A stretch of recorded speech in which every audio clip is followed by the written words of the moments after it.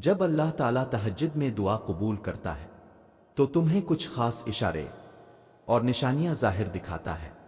سنو، تہجد کی نماز تک پہنچ جاؤ تو سمجھ لینا کہ اللہ نے تمہیں اپنے بہت قریب کر لیا ہے۔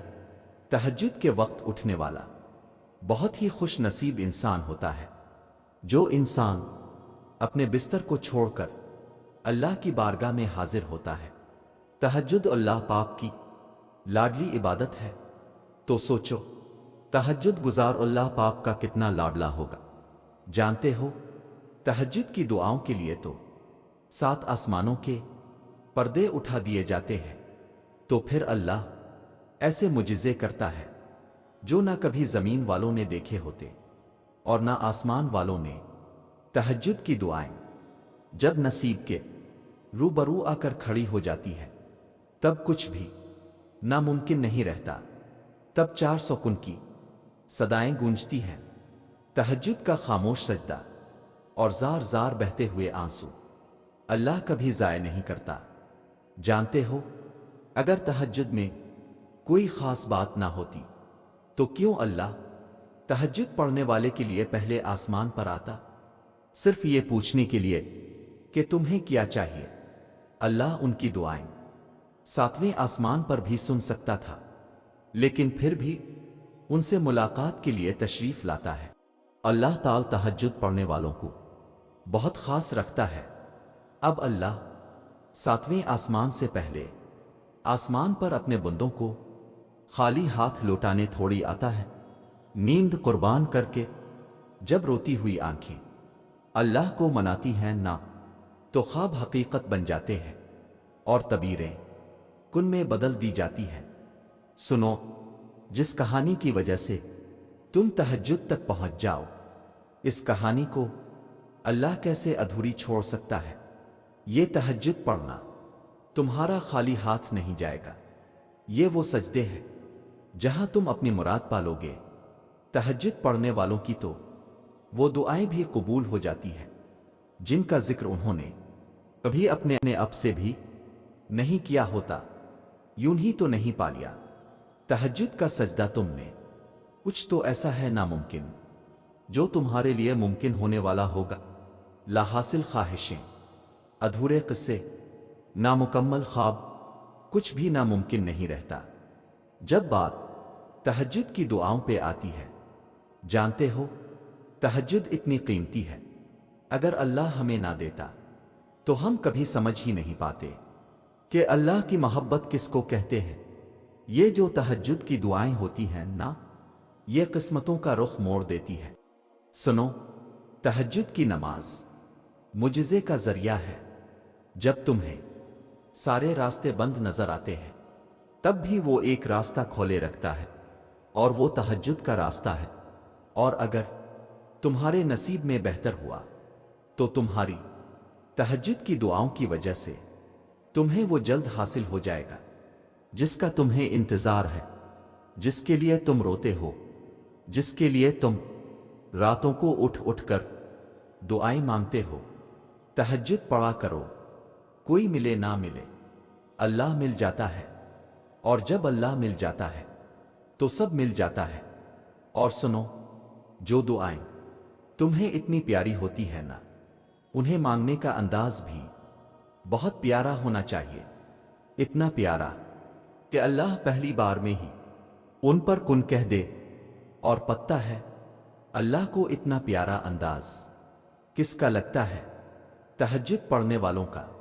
آپ کو جو چاہیے، اگر آپ نے اسے اللہ سے تہجد میں نہیں مانگا تو کیا مانگا؟ جب رات کے آخری پہر اللہ تمہیں خود چنتا ہے تہجد پڑھنے کے لیے، تو پھر سوچو وہ تمہیں خالی ہاتھ کیسے لوٹائے گا۔ اس لیے جب بھی رات کے آخری پہر آنکھ کھلے تو اسے بے وجہ مت سمجھ لینا، اس کا مطلب اللہ تم سے تہجد میں ملاقات کرنا چاہتا ہے۔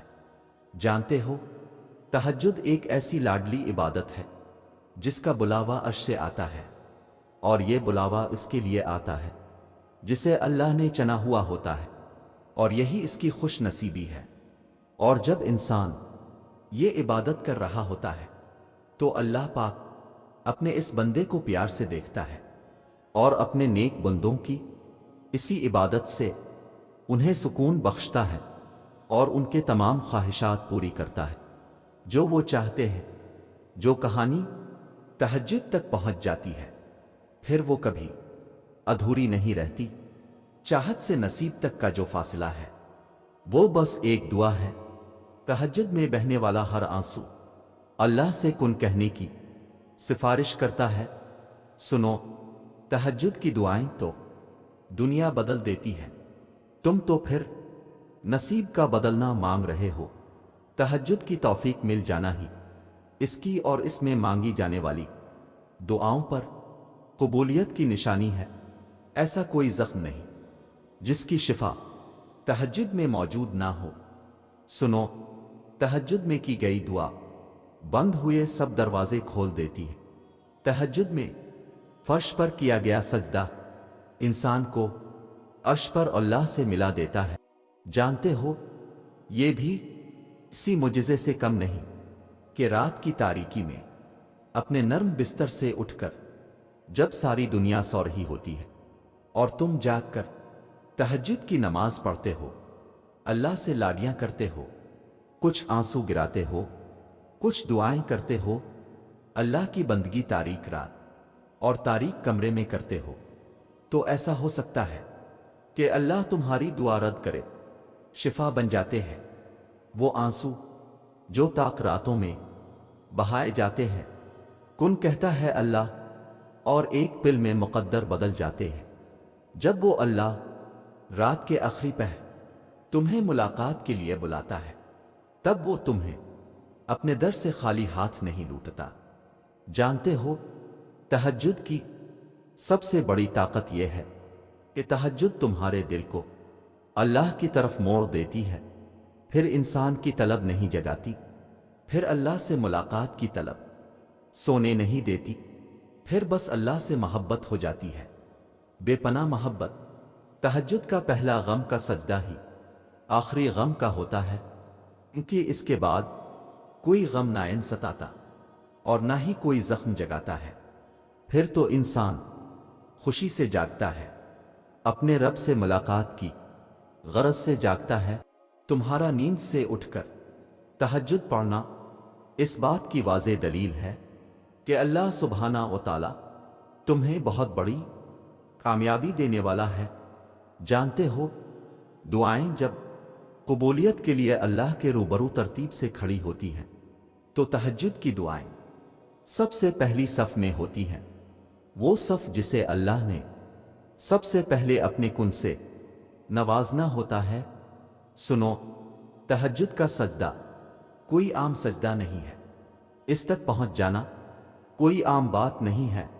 اگر اللہ نے تم کو اس سجدے تک رسائی دے دی ہے تو سمجھ جاؤ قبولیت کی گھڑی اب نزدیک ہے۔